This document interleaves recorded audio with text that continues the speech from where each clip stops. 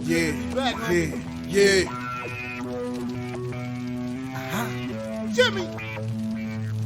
Okay. Lights, camera, action. Some people thought I quit and I ain't giving satisfaction. From a different era, writing rhymes up on napkins.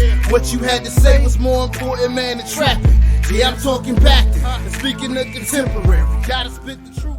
And what's good, family, and welcome to another episode of Jimmy Bond's Podcast right here on WPEB Radio, 88.1 FM, 95.1 FM. I'm your host, Jimmy Bonds, along with my co-host, Todd T.Y. What's good, Ty? How you feeling? All good in the neighborhood, JB. Live from the 215. Live from the 215. You know how we do. You know, I can't forget my other co-hosts, and I here with us today, always here with us in spirit. But I got two guests with us today to cover this topic. But before we get to them, let me give y'all intros. Remember, family, you can call us with your comments or questions at 215-472-0881. Again, that's 215-472-0881. You can also email us at jimmybondspodcast@gmail.com. Again, that's jimmybondspodcast@gmail.com. It's JIMMYBONDS podcast@gmail.com. You can also follow us on Instagram at Jimmy Bonds Podcast, on Twitter at Podcast Bonds, and make sure you join the Jimmy Bond Podcast Facebook group. Let's continue to open the dialogue. Move right along, family. Ty, what we talking about tonight, man? Oh, man. Adults that live with their parents. Adults that live with their parents. The stigma. The stigma that people have about it is consistent. It's always there. When you hear somebody say, I live with my parents, people kind of frown. And I'm talking about people of ages, even between 18 and 34. People frown at you for living with your parents. They look at it like, it's like, what's wrong with you? You lazy. You're a loser. And I always felt it's one of them things where it's kind of like, why are you judging people for their circumstances? That's first. And then I always said, okay, this is, everybody has different reasons as to why they live with their parents. Some people might actually live with their parents to help their parents. Some people might actually live with their parents and be an asset and not just be leeching off of them. Some people live with their parents to help contribute to the household. There's so many reasons and variations. So to discuss the topic today, I brought two of my closest friends that I know to talk about this right here. We're going to do ladies first, Mike. We're going to do ladies first. So I got my girl all the way from Port Richmond, North Philly, that is. I like to call her B Stacks, but I call her real name is Bethann Vogt. Bethann, welcome to the show, Mama. Welcome to the show. Hi, how are you? Doing good. Hold on, Ty, can we hear her? You got her? Just get a little closer to the mic. How you doing? I'm doing good, B. I'm doing good. Welcome to the show. This is the first time. Listen, she is a super supporter of the podcast. I can't tell you how many times I've been on the phone with this girl. She's been giving me pointers and tips, things I should talk about. So I'm glad she's here because her opinion is definitely welcomed. I also have my boy. I worked with both of these individuals before. Bethann I used to work with. Mike I work with now. So I got my man Mike here. My man Mike T. What's good, Mike? Say what's up to the fan, boy. Hey, what's up? How y'all doing? See, you see he get all like suave on you. What's up, man? How y'all doing? I like to call him the Puerto Rican Jesus because if you've seen him, you would know that's who he is. Plus, his ideologies are very similar to that as well. Not that he's Christian, but this is what he loves to practice healing and helping people. Is that right, Mike? Would you yes, say sir, that's consistent? appreciate it. Yeah, I would like to say I'm more so spiritual than religious. Yes. So, Definitely. But a little combo of both. But both of my people here, my fam, my friends, they are currently people that have that experience of living with their parents. So I wanted to get their opinion on this and what their sights were, with how they felt about it. So let's start off with you, B Stacks. When people find out that you live with your parents, like what do you normally say to them, Mike? Ultimately, if I'm asked, I'll provide it. I'll let them know that I am living with my parents. It's not really something that I feel embarrassed about, but also, too, at the same time, it's kind of like I'm 38. And I'm just kind of like, womp womp, I should be on my own. But in circumstances, there's a lot of people that I've met. They don't judge. A lot of people actually say, stay home, take advantage of it. But for me, I look at it like I'm older now. So my parents, I'm getting to learn more about them on an adult perspective. But for the most part, a lot of people, they really aren't judgmental that I've encountered with. Do you think it's different for men and women? Yes and no. So as a female, like any men that I have dated, come across, I'm not going to provide them that information. And if they ask, I'll let them know. I'm not ashamed, in terms of getting to know a person. But I feel like in a man's perspective, would it? Yes and no, because if you get a background of a person's, story in terms of getting to know who they are, and they provide their, motive of what they're doing and why, they had a setback or what they're doing at their parents. It kind of defines on where you take it from that point on. That's true. I can dig that. Mike, what you feel about what she was saying? I agree. I agree to a certain extent. I think it's definitely I think it's a little different. No, listen. Now you have to listen. What's your opinion? I mean, but before you answer that, like, so when you tell people that you live with your parents, or when you bring it up, not just in dating aspects, but more just like regular situations, like what's the reception that you feel, and how do you respond to it? I think it varies depending on who I'm talking to. So, like, for instance, like if I'm talking to any of my boys, some of them are just like, yo, man, you're in the best position right now. Like, single, don't have any kids, you living at home, you get to save and stack up your bread. But then when I talk to, like, women about it, it's just like, oh, you need to get your stuff together. Like, oh, you're a little older, you should have your own place, blah, blah, blah. Like, so everybody always be, like, concerned about, like, what I'm doing financially. And it's just like, I don't know why you in my pockets like that. but that's what I'm saying. That there is a I guess as society's eyes, or how people view it, there is a difference between how living with your parents as a male is and living with your parents as a female is. There's a difference. Plain, like I'm not gonna fake. There's a clear difference. Like if a woman's like, I still live with my mom, no one's gonna look at her like, you need to, get up off, what were you going to say? So for me, like when I feel like men are always going to ask the woman to come over anyway. Like, I mean, I know a lot of women that do have their own place, and some men who don't really provide their information about like where their whereabouts are. They want to tend to go to the girl's house, and kind of you can figure that out, put two and two together that they don't have a spot. That's fine. But a lot of times it's the men asking the women to come over to their house. All the time, for me, that is. Oh, yeah, well, for not you. Like I have all these guys. Like she got the roster. Like, I got all these dudes coming. No. But I'm saying, like, I mean, in your situation, that's what it would be. A dude would ask you to come over more than you would be like, come over my place. Mike, what would you say? Like in your situation, is it more women that have places that you can be like, I can come over, or is it what Bethann was saying? It's more like, in your situation, it would be like, come over my house.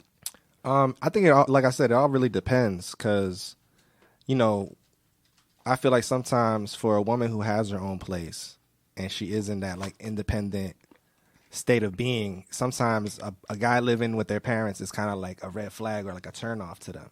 So like in my experience, sure, I've had some women that are cool with me coming over to their place.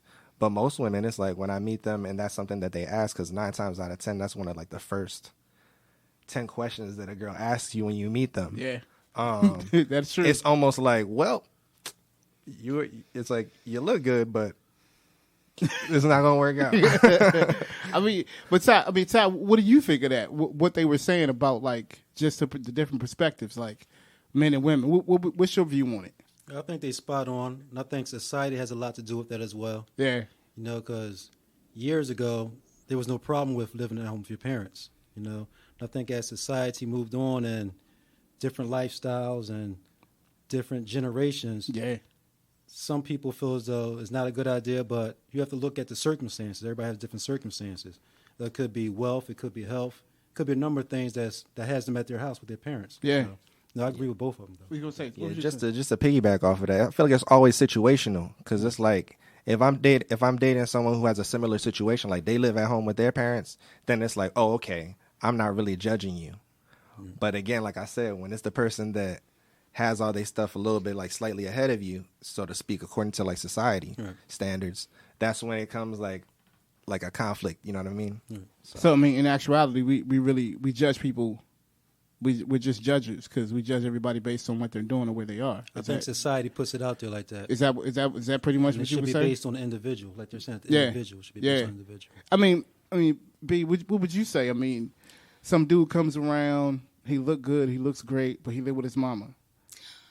So, I mean, if I got to know who this person is on a personal perspective, like if, he's driven, in terms of like whatever his setback was, where he's leading to. I mean, like actions speak louder than words. So like if you're getting to know this person and then you actually see what they're trying to do and they're working hard, like you can kind of see like they're going to get their spot eventually. You know what I mean? Like it's not like they got potential, right? So I mean, if they talk to talk, and then months, weeks go by, months go by, and then like they don't really bring much up because usually somebody who when they're driven, they're goal oriented, and they want something. They tend to get excited about it, especially if for a person who understands their circumstances. It's not like provide and prove or saying like this is what I'm doing and checking in on. It's more or less like they're excited about where they're leading into, and it just so happens to be expressed. You can kind of tell by a person's like demeanor. So really, it's about the person. I mean, that's why I love y'all, because you have objectives. Your mind is very objective. It's not like this is the way everybody is. I'm gonna tell you, like when I'm out there in the streets, people are like, women are like, no, you need to have your own crib, like point blank. You're a loser if you don't. Why you still living with your mama? And if I go all the way back, remember Scrubs time? Remember they made Scrubs? If I go all the way back then, I mean, we talking about like this is how they look at men who don't have their own place, who don't have their own independence per se, and not that it's so easy for men now. It's not easy for us, right? But society will tell us if we don't have XYZ, we're not really amounting to anything. Women is different. Women is completely different. Even if a woman is say like she's not driven or not ambitious, she's living at home with her mom, working her regular job. That's what she's doing. Like everybody's gonna look at that like, oh well, she's fine. You know what I mean? I get it. She's saving her money. Get your money, girl. Get your money. Ain't that what they're gonna say? They're gonna be like, stack that bread, girl. For us, it's like, bro, why you ain't got your own car? How come you ain't got your own crib? Don't you got a couple kids? You're supposed to be out there taking care of them kids and make sure them kids have whatever. Like this is what people really say. I'm not trying to sugarcoat it and make it sound like, oh, let's just be nice about it. Nah, people really be looking at you crazy. Straight up. Am I right? Listen, I tell people all the time, it's like people are gonna, they're gonna sugarcoat things, or they just gonna fake the funk. They're gonna fake it till they make it. So a lot of times people will, it sounds good. It's like, it sounds good when a woman says, oh yeah, if he's getting his stuff together and he doesn't have his own place yet, like I'll still give him the time of day. But then it's like when the opportunity actually comes around and you meet that person, because they said that, you don't even necessarily sometimes get the opportunity to get to know that person because you already decided to like put all of your previously like understood opinions on life on them. It's like, oh, well, because he doesn't have his crib, he's a deadbeat. Yeah. Or because he doesn't have a car, Yeah. So it's always got to be like a situation that occurred. It's like, well, what if he just likes to be out the way? What if he enjoys his peace? What if he feels like at home when he's with the people that love him the most? It's just better than being out here struggling to pay rent and live check to check. Yeah, I mean, but like I said, that's a very objective way to think about it. Because like I said, people don't look at you as being successful if you don't have your own place. You could be lining yourself up for starting your own business in a year. You could be lining yourself up for investments just to be like, well, in a year I'm about to buy this house, flip this house, do X, Y, Z. You could be lining yourself up for it. But because people don't see it in front of them, or they have evidence of it, it's to the point of like, oh, you ain't doing nothing. You lazy. You lazy, right? So I was reading this article in Medium, and I like to read different articles from different places to kind of research this. And there's two different types of thought on this type of level, right? So there's the pros, people who understand, and then there's the cons of people who don't understand. People really don't care. So I'm gonna read you two different threads, and I want to get your opinion about it. So the first one is more of a supportive aspect of people who living at home. All right, it says, I'll be 37 this year, and my mom and I are roommates. We like living together. She's my best friend, and as long as nobody takes advantage of each other, I don't see the problem. My kids love having Granny in the house, and it's easier for both of us financially. There's nothing wrong with a family home as long as you're taking care of each other and yourself, right? So that's the pros. That's love. That's understandable. Then there's the flip side to it. People with their opinion are saying, oh, it's pathetic. Get off your and get a job and learn how life works. It's not easy, but you need to learn how to survive. When your parents die, what are you going to do? Get out there and take risks to live life. This is a major problem in America with men and women pretending to be children living with their parents. Pros? Okay, so I'm going to give it, like, in terms of, like, because I know in my own perspective.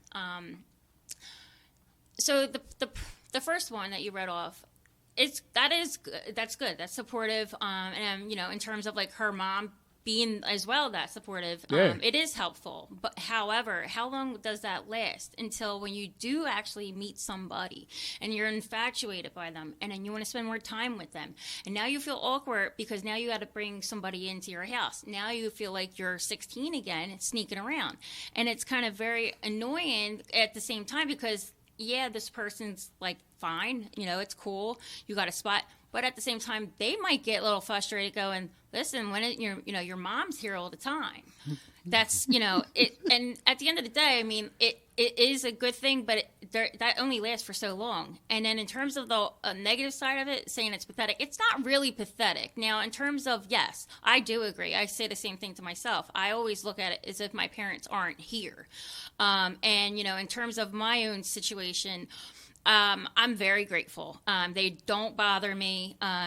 They always look out for me, but I never ask them for anything still to this day. Anything I got for myself is all by myself. Mm-hmm. If I was ever in trouble, immediately they're there. But it does come to a situation to where I look at it right now and I go, they won't be around forever.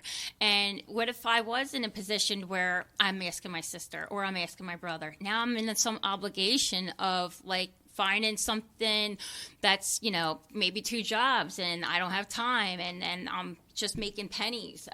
So it's like right now is the time where like I reflect in a way of I'm very grateful and these are circumstances that I am really taking seriously about for my future because, save your money, do what's right for yourself. That's why I've been single for all this long because ultimately I don't want to be distracted. And it's not that I can't balance a relationship out, but the whole thing is I'm trying to be where, my goal is to get my own spot, and level up. So it's, if I meet somebody and they're okay with it, time being, but at the same time, I just don't want any distractions because at the end of the day, if they do have a problem with it, it is what it is. I know where I'm going because they're not going to stop me. There's plenty of people out there for me in my future. So.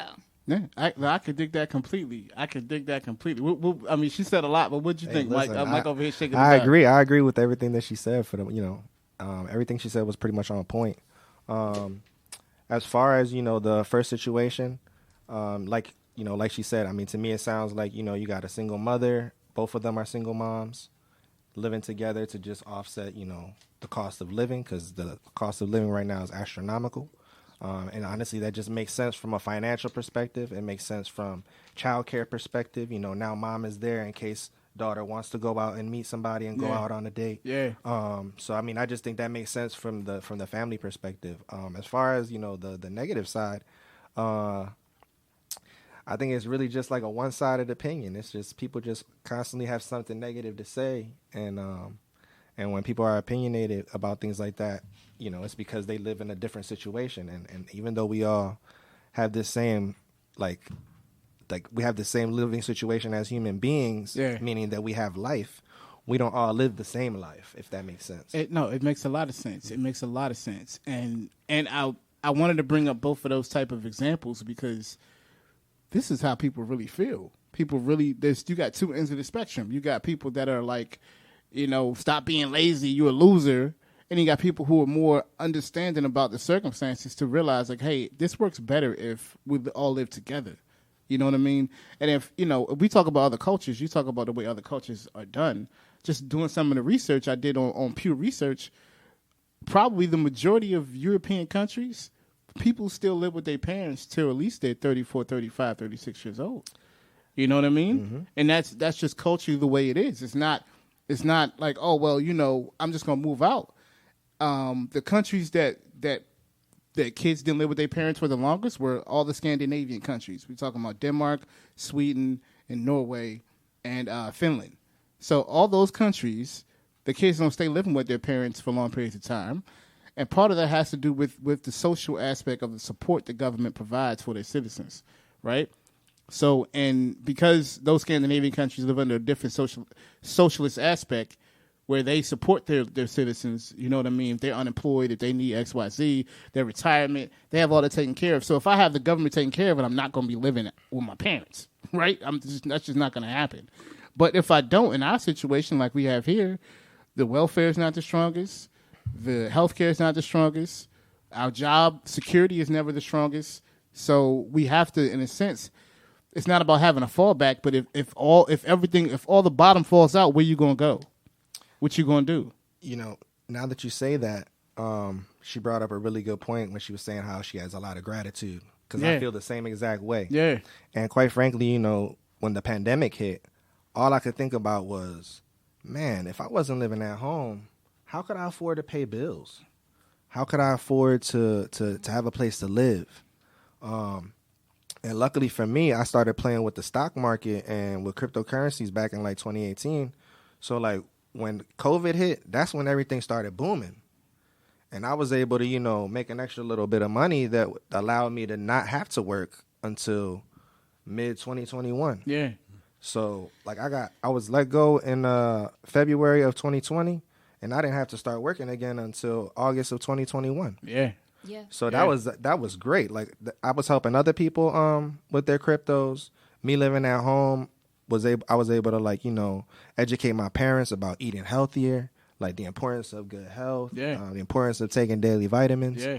So I was just thinking, man, this is a blessing, because if I wasn't home, who knows what could have happened? Who knows, you know, who knows what they would have done? Yeah, I actually, during the COVID, I mean, I work TD Ameritrade. We were able to work remotely. Fortunately, I had that ability, but, you know, being that they had just laid me off back in November due to a merger, I was actually having the aspect of the unemployment, you know, like those waiting weeks on all those people waiting because it was so backed up and they got nothing, even though, you know, student loans were on pause and, like, you know, the tenants, you know, that were renting were, you know, able to get by. But then once those windows opened, they didn't have a job. They couldn't make the rent. And they couldn't make their car payment, and they lost everything. And, you know, my sister is married. Well, she's married now, but, you know, her husband was working as a crane operator, and he still does, but she's a hairdresser. So her money is her tips. So she, you know, gave me an idea in terms of finding little things that's going to make you money. Like she did Poshmark, where she was just selling things. You know, she does make stuff. So she made what she could make off of doing Poshmark, but it just gave me more of a perspective going, what other little tiny things can I do on the side for myself? You know, because if the situations like this happen in the future, God forbid, like, you know, if I am by myself still, well, you know, so I think about it in those aspects where everybody might have it now, and some people who do live on their own, their rent right this moment in this market right now is significantly high. So you're paying to just go to sleep, and it sucks. Yep. And that's just the way that the world is right now. The Yep. food's high, rent's high, car payments, everything. And so, like, are they happy? And then they're already in our business to say, like, why aren't you moving out? And our circumstances aren't that great either. We're, you know, it sucks. But, yeah, we're grateful to be at our parents because we're learning from all these different things that are happening. And not a lot of people have that opportunity. And not a lot of people have that opportunity to still be around their parents because they might be not living right now. So I take that also into effect where they won't be around long. And my brother and my sister are, you know, they're out of the house. You know, so... on a perspective of those things, I look at it like it's just a learning lesson in the making to prepare myself for the future. Mm-hmm. I mean, it's true. They're not going to be there forever. You know, you do got to prep yourself for when they're not there. But at the same time, like, I mean, for me, it was different. I was thrown to the wolves at like 14, so I had to live by myself at a young age. Mm-hmm. And to do that from 14 to 20 or 30, 28, 30 years old. 30 is when I moved to Philly. So from 14 to 30, I lived by myself pretty much. And to then have to come back and live with my mom again. You talk about an experience. You talk about like changing your whole lifestyle from how you used to run to like, not no more. I can't run these streets like I used to. You know, no, she can't come over tonight. You know what I'm saying? Like it's just the shell shock of it all. Because as much as people think that they got everything going on, they good, they working their job, they doing this, they doing that. Like, let me explain something to you, family. Like, any given day can be your last day at work. Any given day. I want you to go ask all the people that work at ESPN who got fired last week. Any Except given for day. Stephen A. Smith. Ty said except Stephen A. Any given day can be your last day. So as much as you look at people and they be like, they got it going on, they got a good job, they got their house, blah, blah, blah, blah. Like, for real, all that could be gone tomorrow in a heartbeat. So as much as you might frown upon people that live with their parents, in actuality, what it sounds like is you're a little jealous that they live with their parents. And you want that same circumstance so you can have some of that responsibility you have. It could go somewhere else. You ain't got to worry about it. You know, if you could save $800 a month for rent, wouldn't you save it? You know what I'm saying? If I was at home and I live with my mom, God rest her soul, if she was alive, I still live with her, and I was able to save the money I make, she can take care of my kids too. What? Well, you couldn't tell me nothing, dog. I love the home cooked dinners. I'm telling you, and come home to home cooked meals. She cooked for me every night too. Ain't nothing like mom's cooking. Yeah, ain't nothing like her cooking. So it's like you look. Indeed. I can't even tell when I see people that live with their mom or their parents. I'm never like, oh man, you out of it. Like, no, I was there. I know what that's like, and I was independent for a long time. I know what that's like. Being independent, it's not cheap. Okay, right. As much as you want to scream being independent and all this other stuff, it is not cheap. It costs a lot of money to be independent. All right, so I want nobody being like, well, you know, I got my own stuff going on. Like, nah, you know, you coughing up at least 70% of your pay each month to all your bills and your expenses to be independent. Period. Point blank. Unless you got a job where you make $100,000, and if you have a job where you making that much, you probably either buy a house or you living in some place where your rent is like $1,800 a month or $2,100 a month. You're like, I can afford it, so I'm gonna spend it. I mean, that's really what you're doing, right? You know, it's crazy that you say that because I always tell people, you know, some of my friends, they live like expensive lifestyles. So I'd be like, at the end of the day, you know, I might make, you know, a lot less than you, but at the end of the day, my take home at the end of the year is literally probably the same as yours. Period. Like the stuff that, like yeah. at the end of the month, what's in my savings account is just about as much as is your savings account because you just paid all these bills. You just spent, you know, $3,500 this month out of the $5,000 you make. I had a friend that she loved the keep up with the Joneses, so to speak. And she lost it all during COVID, all of it. She got it back, but in terms of taking any job, no, you know, not setting herself up for retirement. She always wanted like the best of the best. So when she started back into work, she got the best of the best, and then she lost her job. So it was just like it's a repetitive cycle on her. And I look at it going, what is your future? You know, what are you actually planning? You can get a job anywhere you want, but you're not really establishing yourself a career. So for me, like, I don't want to switch my career. I know what I want to do, so I'm not going to settle. Yeah. So I feel like when you have less people that are negative around you, because it could affect you because, you know, over time, like, you can think about it going, damn, I want to get out of my parents' house, you know, and it could hit you. It could, you know, days, not so great, and days going, you know, you feel good. And then when you have people that are very negative, they're not supportive, then they they don't need to be in your life, because I would keep it moving at that point, because they're not going to be open-minded. They are who they are. I don't need that in my life. Yeah, that's the truth. Because once I'm leveling up, then where are you at?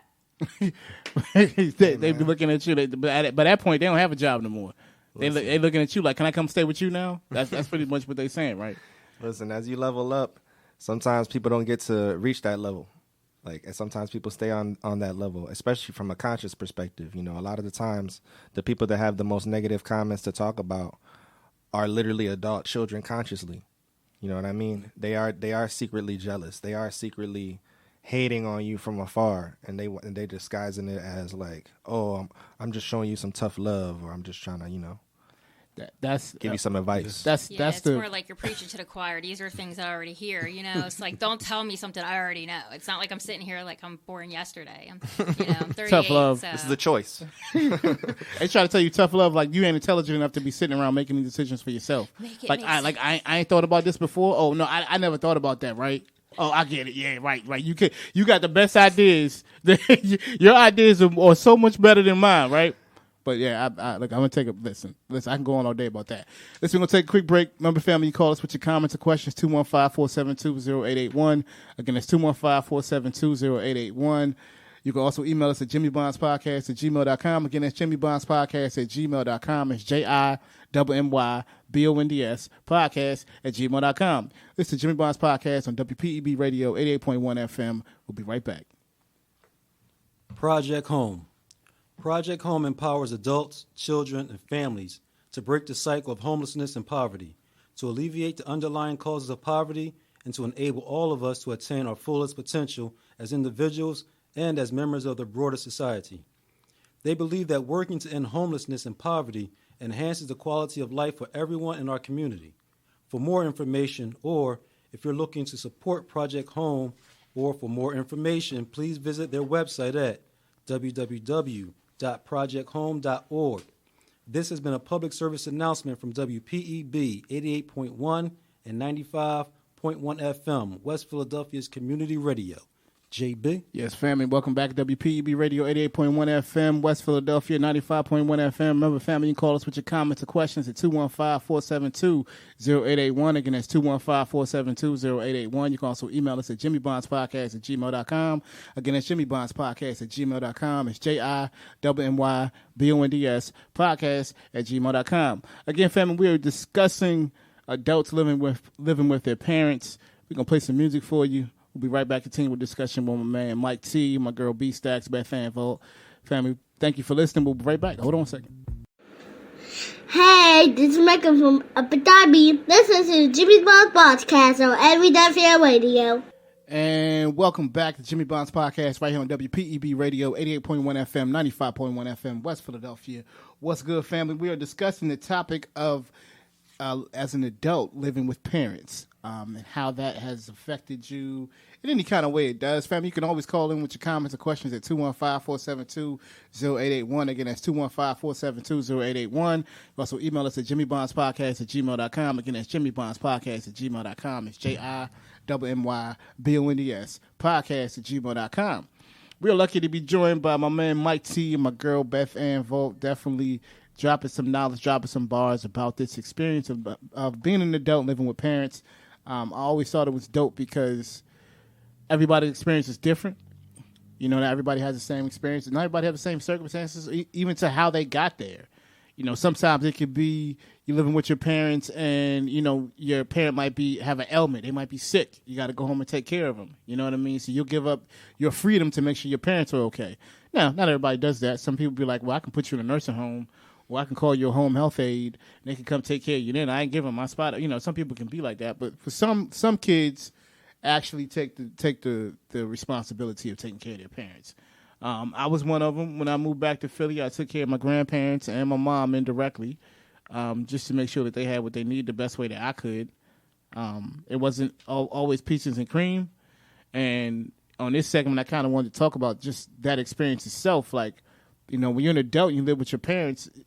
Because of all the experience you've had inside the house and outside the house, like you're different than what you were when you were a child.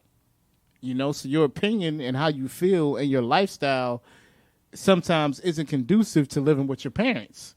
You know what I mean? So I want to talk about that a little bit. Like, Bethann, you were talking about some of the ways that you were experiencing the friction of living with your parents and you know, arguments or disagreements you would have. Like, what was that like? What is that like?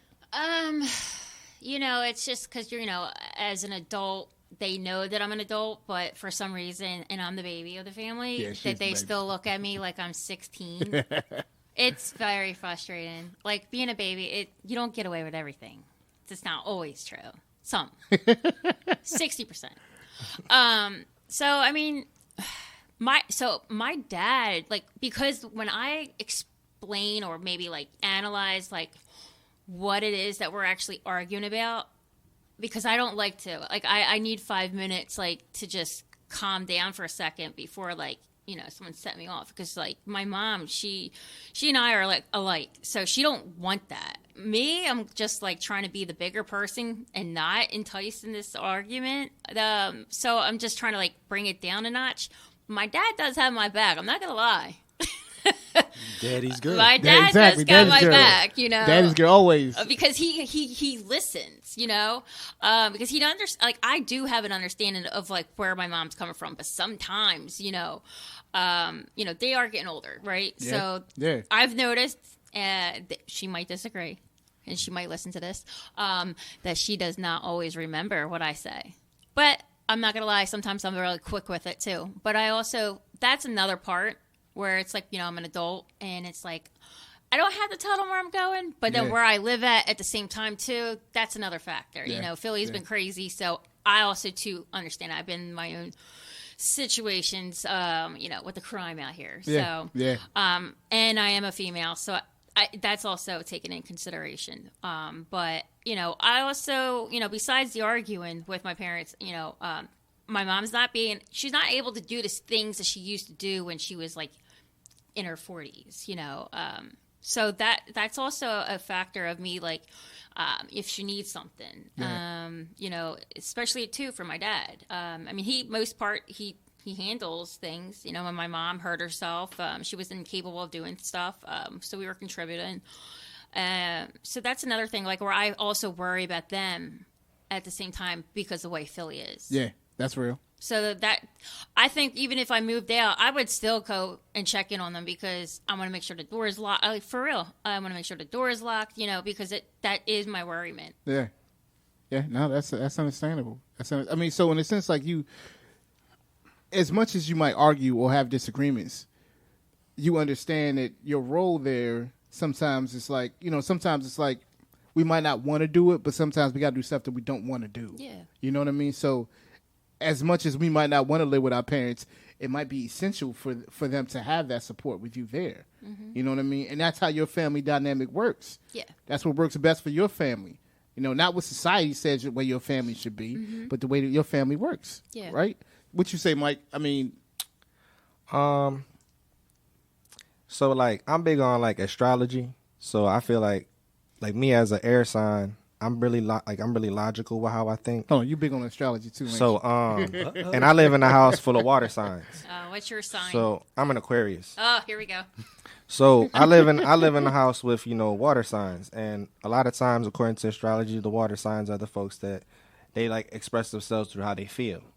So I feel like a lot of times, sometimes like when I do get into, like, any type of argument, I always try to be like, hey, you know, like, I understand why you're frustrated. But it's like, why are you frustrated about something that's, like, so small? You know what I mean? Like, we all got a lot going on. You know, it's Sunday. I'm sorry, I forgot to take the trash out. But that shouldn't be something that, like, causes, like, friction within the house. You know what I'm saying? It's like things that actually matter should be the things that you want to argue about. Yeah. And honestly, you don't even have to have an argument because we're not little kids. Nah, like, we're adults. That's true. It's different when I'm, like, you know, when I was in high school and I was actually, like, a young child trying to, like, express myself, and I really didn't know anything about life. Right. But now it's like, as an adult, when I'm having these type of conversations with my family, it's kind of like, it's almost like, it's really frustrating in my mind, and I find myself trying to just, like, stay calm. Like, I find myself being the one that, like, tries to, like, yo, hold on. What are we actually arguing about? Right, you know what I mean? Like, what are we actually talking about? Yeah. You know, there's so many other people that are dealing with actual craziness that it's like, for us to actually not just be showing each other love constantly, just being in a place where home is the peace on this crazy earth. Yeah. Is, you know, that's really where I find myself a little bit frustrated. And I feel like sometimes I'm not going to find that until I do eventually leave the nest. And then when I do leave the nest and I'm officially gone, that's when they're going to be like, oh, man, I miss him. Yeah. You know what I mean? Because it'll literally be like 1 minute, you know, we'll have, like, an argument.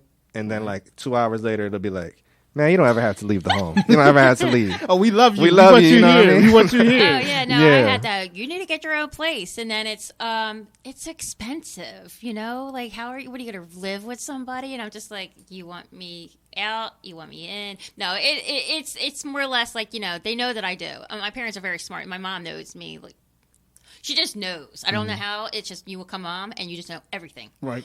And so she does know what I want. And I, you know, they give me that space. I mean, I'm an adult, you know, like, so it's not like I need to be told what to do. Like, you know, you just know.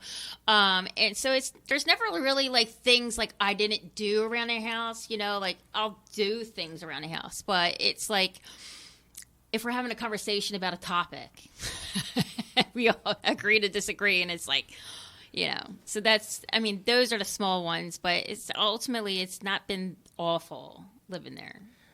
So yeah. I mean, but that's why I say, like, more than anything else, like, I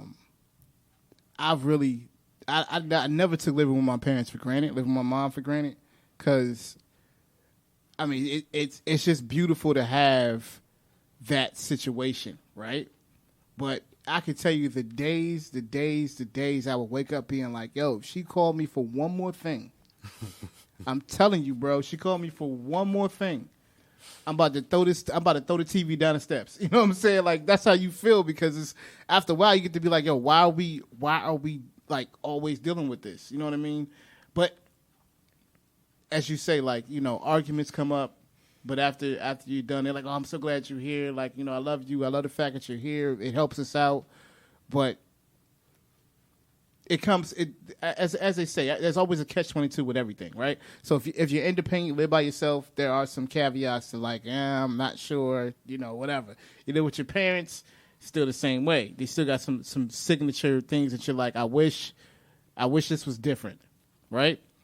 But I feel like people live with their parents, you have a more closer connection with your family and your cultural aspect and the things you do as a family. Because just because you're black don't mean that your family operates in these type of terms. You know what I mean? Just because you're Latino, that means your family operates in these kind of terms. So it's really about how your family operates as far as the culture that you build within your family.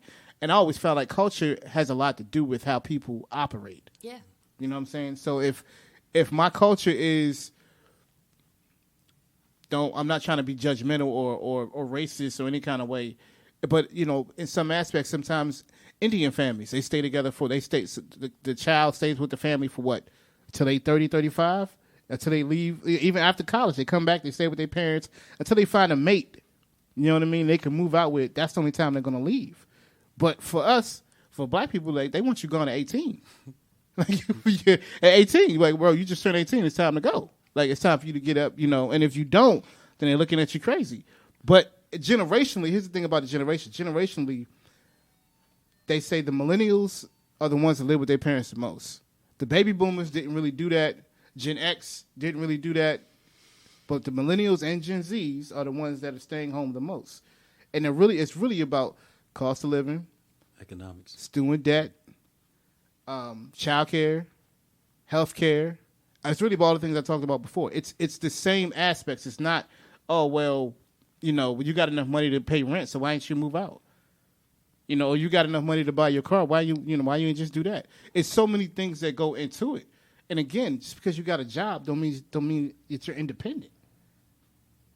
I could wake up tomorrow, make a mistake, lose my job. Right? It happens, right?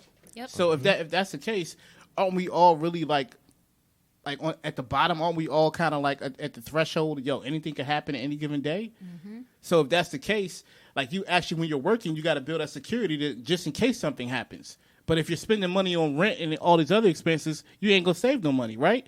So on the flip side, if I live with my parents, I can always prepare in case something happens, right? If I'm smart about it, because not everybody's smart about it. But if I'm smart about it, I can always prepare. So let's say I live with my parents, I'm 30-something years old, I could just stack this bread. Mm-hmm. You know, God forbid one of them pass away, we lose the house, whatever, I'll still have this bread in case. Yeah. Right? I mean, I grew up living in Kensington, and, you know, it was not the way it was back then, but it wasn't always, you know, great either. But, you know, my parents, like my dad's parents, and my mom's parents, they grew up in the Depression. And they learned from them to not ever go beyond their means. Right. So they've always made it happen for Christmases, even like if my dad was the only one that was working. My mom stayed home with all of us until I was 6th grade. And my mom wanted to get us out of the neighborhood because it started to change. And, she wanted a bigger house. She wanted to be in a nicer neighborhood. Her girls are getting older, and she didn't want us to have to worry about the situations that were going on in, Kensington. So, that is another aspect of like our upbringing lifestyle. So it's, you are who you are, and you make it the way you want to make it. So, I mean, everybody has a story. So it's just more or less like, we learn from our parents, and my parents learned from theirs. And so, they never went beyond their means. They never try to keep up with the Joneses because they knew what their parents went through. Yeah. They always say that the world repeats itself. It does. In different shapes and formats. It does. And so, what's going on right now currently, some people don't look at it like that. They always look at, like, you never know. So, I mean, like, if they're going grocery shopping, they're going to stack up. My dad, when they bought the house in Port Richmond, the realtor said, you could buy this house. And he's like, yeah, I could. But when I work construction and I'm, laid off, I need to make sure that when I get unemployment on those checks, that I can make my mortgage payment. Yep. Because, that was always something that I learned from my dad in terms of finance, So when I got into finance at 18, I learned a lot more, and just me and him, we have a very mutual understanding of, what goes on in the world and the economy and the markets. So, that's one thing I will say is, like, I learned from them. So, like, I would never place myself in a position where, like, oh, God forbid, like, I lost everything. He always says it's my trump card. He has truck driving experience. He hates it. He hates driving. But he always God forbid, if he had to do it, he got it. He has something in his pocket. Yeah, he could fall back on. I mean, what you think about everything she was saying, Mike? Like, I agree. I mean, I feel like most people are just victims of their own circumstances, and like for me, growing up, luckily, like I said, lucky for me, I was just blessed with some dope parents who, even though we lived in the Badlands of North Philly, they decided to get good blue collar jobs. And like I tell everybody, it's like those times, they're not like, we're never gonna get those times back. Like, my parents paid for their crib cash in North Philly. I think it was like under $7,000. They got a 2-bedroom crib in North Philly. I wish. $7,000. What? Yeah, they paid $7,000. No, literally, like now $7,000. No, listen, like, what? And that's like you talking about 1989, 1990. Yeah, no, you ain't talking about not long, crazy long time long, ago. not that crazy long ago. Nah.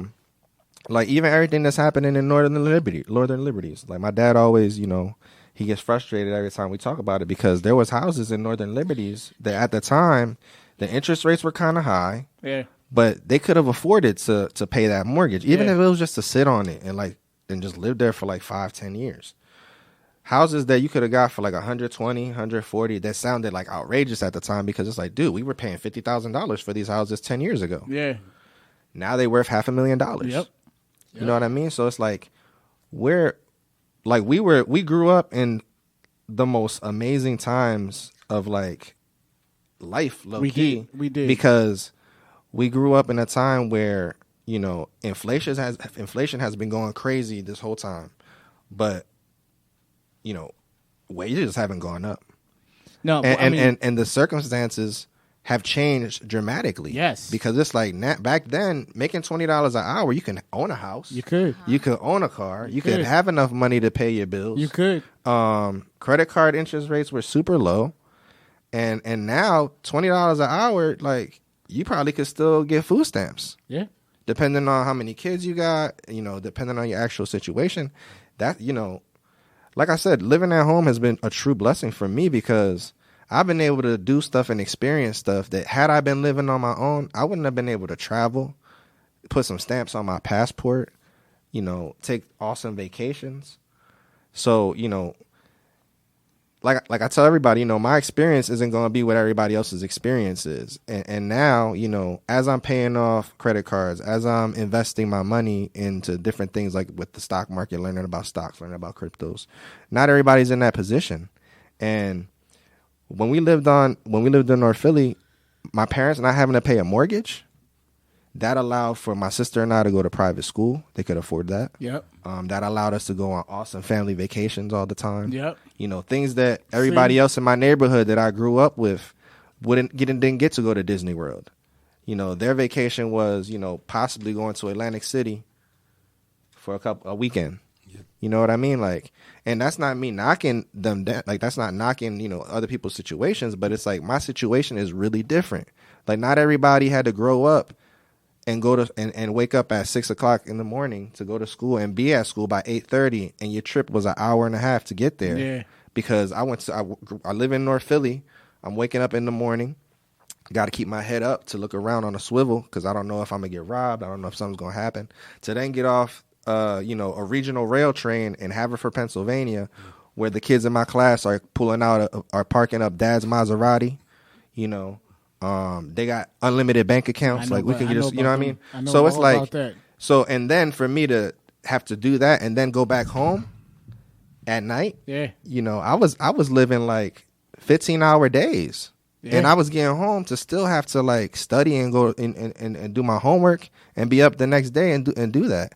So for me, you know, I understand the sacrifice that my parents made, and for me now that I'm, you know, at home and I'm living with them, it's almost like, it almost feels like I'm kind of like just taking time to relax for myself mentally, to decompress all the stuff that I had to do because nobody, who was I going to talk to about that experience really? Yeah, they wasn't living that life. Sometimes you're you know, working, and I know this.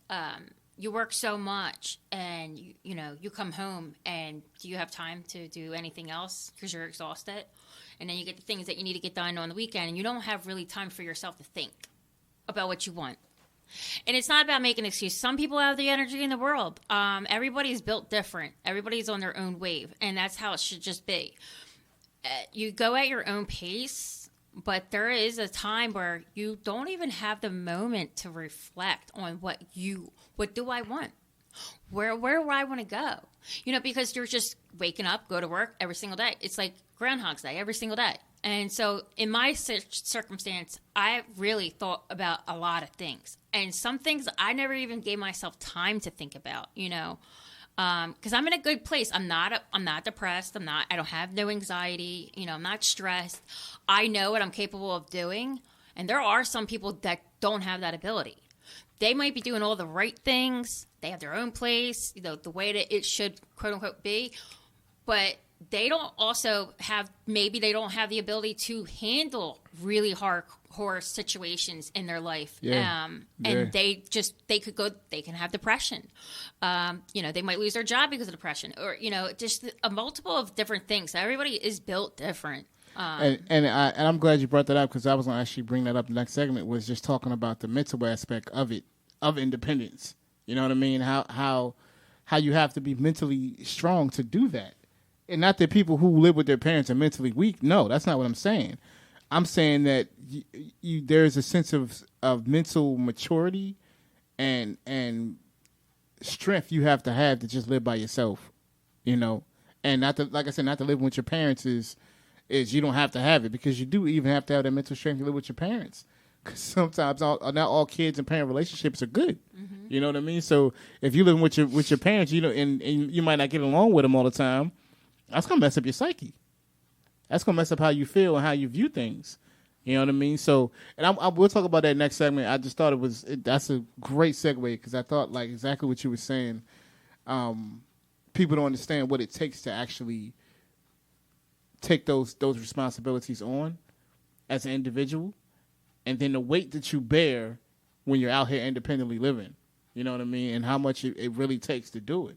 I mean, me and Ty always talk about all the time. Like, sometimes, like, it's always like, well, who gonna support us? You know what I'm saying? Who gonna help us, Ty? Right. Ain't nobody gonna help us. We gotta get out here and do it. We gotta survive. That's why even when people say that, I'll be like, Yeah, but if you had some help, you wouldn't be saying that right now. Yeah, I mean, like a lot of people, if they do live on their own and they say they lost their job and they needed something, some of them have the ability to, ask relatives, for a handout. Yeah. And they'll do it. Yeah. And that's fine. Yeah. And it's not that I have pride in that, but it's also like, I know what my family's capable of doing, but I'm also not going to place those burdens on them either. Because, like I said, I always think 10 steps ahead. God forbid if they weren't. Yes. I'm not going to reach out to my siblings. This is my problem. Yep. You know what I mean? So, I got to figure out how it's going to work for me. And I know it'll work out, because it's like survival mode, Exactly. You will figure it out. So, I mean, if you don't have that mentality, that's a dangerous place to be. It is. If you feel like you can just rely on your parents for the rest of your life, no, it's a very dangerous place to be. But, that's not to say that, like, you living with your parents is you relying on them. Right. You know what I mean? If you live with your parents and you have a job, how you relying on them? You should be supporting yourself. That's what you're doing. You just don't have the same amount of bills that I have. That's it. Right. I mean, I don't have a job right now, and I still to this day will never ask them for anything. And it's not pride. I mean, like, God forbid, if I really did, I know that they would help me. Yeah, for sure. But I have no means to need to. Yeah. And I'll still ask them if they want something from the store, if they need anything when I'm out. We're going to talk about that, too, next segment. Ty, let's take a quick break, Ty. We're going to take a quick break, bro. Like, y'all dropping bars. This is what I'm talking about. Ty, this is what I be talking about. Like, you get two people that don't know each other. They have no clue, but they so close in perspective. It's like, that's what I'm talking about. That makes sense, man. That makes sense. But all right, family, listen, we'll take a quick break. Remember, you can call us with your comments or questions, 215-472-0881. Again, that's 215-472-0881. You can also email us at jimmybondspodcast at gmail.com. Again, it's jimmybondspodcast at gmail.com. It's JIMMYBONDS podcast at gmail.com. It's the Jimmy Bonds Podcast on WPEB Radio, 88.1 FM, 95.1 FM, West Philadelphia. Brother Ty, take it away. All right. Philadelphia Student Union. When education is under attack, what do? Stand up, fight back? The Philadelphia Student Union builds the power of young people to demand a higher quality education in the Philadelphia public school system. Yeah. They are a youth-centered organization that make positive changes in the short term by learning how to organize to build power. If you or a loved one are a youth interested in building your skills as a leader and changing the education system to meet the needs of students, parents, and educators, visit www.phillystudentunion.com to learn more or donate. This has been a public service announcement from WPEB 88.1, West Philadelphia's Community Radio. JB. We're going to get right back to it. WPEB Radio, 88.1 FM, 95.1 FM, Jimmy Bonds Podcast. We're going to take a quick break. We're going to play some music. Ty, you can't read the PSA and then be like, yeah. I'm working on it. We're going to figure this out. I know why you said it, though. I definitely understand why you said it, bro. I work part-time at the flower shop delivering flowers, too. Go ahead, bro. Do what you do, man. We'll be right back, family. Hey, this is Michael from Abu Dhabi. Listen to Jimmy's Ball Podcast on Illadelphia Radio.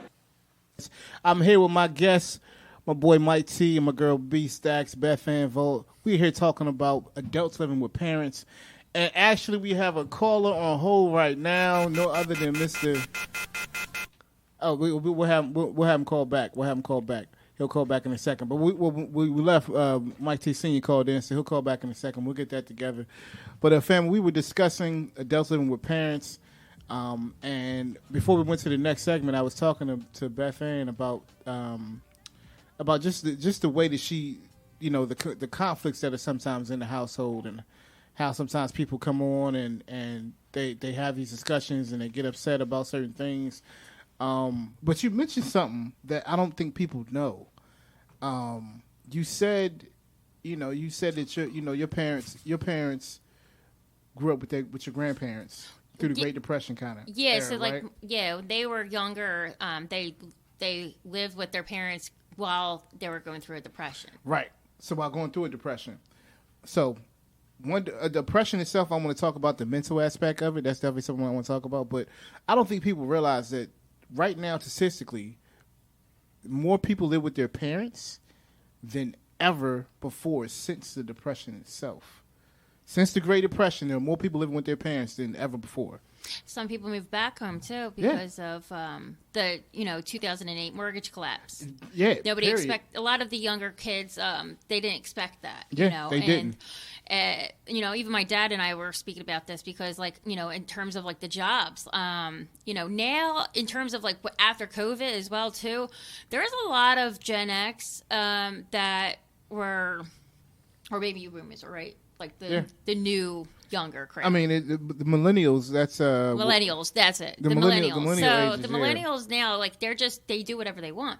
But it's going to slowly change because they're now going to realize that they got to work hard. Yeah, it's because though. Back then that wasn't the case. There just was no jobs. Yeah, and they had to move back home. Yeah, and so the finance situation. So that's different for anybody who experienced that back in 2008, who have learned from that. I think a lot of people have learned from that, and then millennials have not yet learned from that because they're either roommating, living with their parents. So, I mean, I'm just finding it to be interesting that people don't look at it in the sense of they don't look at it the totality of everything. They look at it just one situation.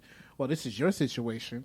And I live by myself. Why don't you live by yourself? You know what I mean? How come you can't get yourself together, quote unquote, as they say? Get yourself together, Mike. Mm-hmm. That's what they say. Why can't you get yourself together to have your own place? What's wrong with you? You know what I mean? What's wrong with you? How did that happen? And I wanted to talk about this aspect of it because the questions that people ask, and they ask you what's wrong instead of what happened to you. So if I ask you what happened to you as to how you ended up living with your parents again, more than likely there is a very viable reason as to why that happened. It's not that, I just decided to move back home because that's just what I wanted to do. Some people were like, man, I had, my ex took me for child support. So now all the income I thought I had, I don't have no more. So I don't have a choice but to move back home, right? Or, my mom got sick, so I moved back home. It's just the different circumstances they have. It makes sense because that makes complete sense as to why you move back home. You know what I mean? But that's not what people think about. They think about just what's your circumstances, how come you ain't doing what everybody else does, or what they think everyone else is doing. Because if in reality that's not what it is. If I went down the stats, so we're talking about 1 in 3 people from 18 to 34 live with their parents. 1 in 3. 1 in 3. That means a third of people that they might survey live with their parents. 33 people out of every 100. Out of every 100. That's a third. That's crazy. Or they're living together as roommates. Or as roommates, right. So you're talking about, for men, it's 36%, and for women, it's 30%. That's how many people, if they break down the genders, that's the way it is. And culture-wise, they talk about Hispanic cultures, and Hispanic cultures, it's 56%. Of Hispanic people still live with their parents in that age bracket, aged 18 to 34. Now, is that because of culture? I don't know. I think culture does play a big role into it. In the black community, it's 52% of people that still live in that age bracket that still live with their parents, 18 to 34. And or if you do have a significant other that is considered the breadwinner, and y'all are both building together, because I do know somebody in my family. That, if he didn't have her, he would not be where he's at. Yeah. I mean, because, at the end of the day, when you do have another person in your life and you're building together, it does help. But then, you have somebody that lives at home and, the girl's living at home. It just makes two people come together if they aren't judgmental to want to build together, and uplift one another and motivate one another. Yeah. If they're really driven and they're very serious. And so that could be even more beautiful in terms of being on that aspect. Yeah, because, I mean, you just said it right there. People, why do I have to just all of a sudden hurry up and move by myself? Right? Why do I have to do that? Right, because if you did do that and you force yourself to do that, I don't really think you're going to be happy. I think you're going to be more stressed out. No, you're not going to be happy with it. You're not. You're going to be stressed out like crazy. So why do I have to subject myself to what society says I have to do? I have to do this? This is where did they write the rules at? Are those new laws that I don't know about that says that at 25, 26, 27, I have to move out of my parents' house. Yeah, I mean, it's not really necessarily like a law, but it's almost like the societal standard that, you know, who knows created it, because like I said, it's all based on your situation. So, for instance, if you're 23 years old and, you know, you got a kid on the way, now you have a reason almost to like want to start shit, because it's like, well, I'm going to have a family soon. Yeah. Let me start building my nest. I should want to move out. I should want to move out right, now. Right. Versus like, you know, you don't have kids. Yeah. You don't have any real responsibilities from like, I guess, outside of like taking care of yourself. You know what I mean? Like, you don't have to necessarily take care of others per se, but then you also have the people that are taking care of others. It's like, well, I live at home and I pay, you know, half the bills, or I take care of my mom because I know when my father passed away, you know, that was his whole income, and mom was a homemaker. You know what I mean? And it's crazy that people never take consideration into like the why. Yeah. And it's always the how or the what. It's like, what do you mean? And it's like, that's not really are you asking me a question that you really want to know the answer to? Are you just judging me? I'm just judging you. I'm really just judging you. That's pretty much what it is. What are you gonna say, Ben? You know, also another thing it comes into play is those who went to college right out of high school. And I never went to college right out of high school because I didn't know what I wanted to do. Yeah. I wasn't going to waste money because I knew my parents weren't going to be able to do it. Smart. And I had to do it on my own. And I didn't figure it out until I was like maybe 27, 28. And I decided I'm going to go to CCP. And so I worked, you know, overtime, 55 hours a week, and paid that out of pocket. And I never finished, but, you know, it's because I got myself into a career. And that's another factor, too. Where I grew up, I'm not ashamed of where I grew up, but it limits you if people do know about it. And if I went and started at Charles Schwab and they found out where I lived, I would be judged. I want to get into that place. And a lot of people assume you need to know somebody to get in somewhere. And I think that sometimes where you live at and in whatever culture you are, you automatically think that you're not capable. And I always go, I beg to differ. I'm going to go in the other direction and I'm going to try. What's the worst that can happen? No, I don't get it. So it's like you got to push yourself, but you also got to remember too, like people do judge, and that is the way that the world is. So some people who went to school, I never had that luxury. So people who have their bachelor's degree do have that job. That's maybe because they were able to get the scholarship or someone helped pay for their college. I never had that ability. So like my lifestyle stems on me and my own learning experience. So I'm not fortunate to have those things, but I'm working hard towards it. And, you know, you don't learn as you're younger, you don't really know these things. And so a lot of people who are starting their careers after, you know, college, I look at it like I have more ability because I learned what do I want? What am I really good at? What's my skill sets? So, you know, that's another part where school and where you grow up from, it dictates where you're at in this world. No, and it also dictates how you're viewed, how you view it, how your family views it. You know what I mean? All that plays a role into it. I'm gonna ask both of y'all this question. Do you think your mental state has to be as a vital aspect of you moving out or living with your parents?